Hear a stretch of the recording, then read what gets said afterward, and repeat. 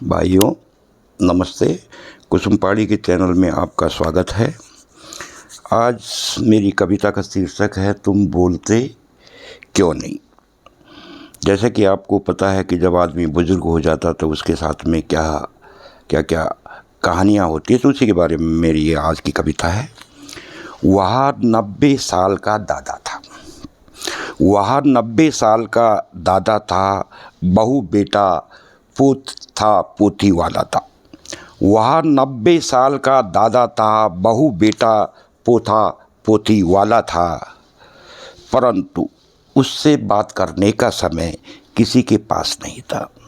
वह 90 साल का दादा था, बहू बेटा पोता पोती वाला था, परंतु उससे बात करने का समय किसी के पास नहीं था, क्योंकि वह अब भी जिंदा था। उससे बात करने का समय किसी के पास नहीं था, क्योंकि वह अब भी जिंदा था। वह बड़बड़ाता था, कहने वाला भी वही था और सुनने वाला भी वही था। वह बड़बड़ाता था, कहने वाला भी वही था और सुनने वाला भी वही था। फिर एक दिन ऊपर वाले ने उसकी सुन ली। फिर एक दिन ऊपर वाले ने उसकी सुन ली और उसे ऊपर बुला लिया।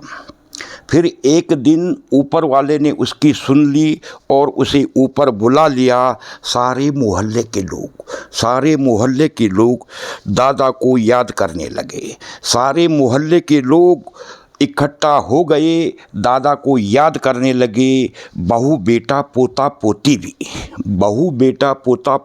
भी रो रो कर दादा को हिला हिला कर कहने लगे, दादा तुम बोलते क्यों नहीं।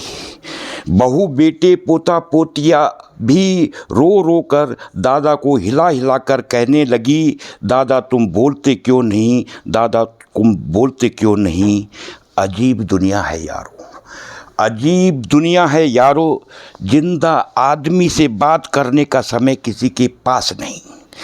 अजीब दुनिया है यारो, जिंदा आदमी से बात करने का समय किसी के पास नहीं, और मरे हुए आदमी को हिला हिला कर कहते हैं तुम बोलते क्यों नहीं।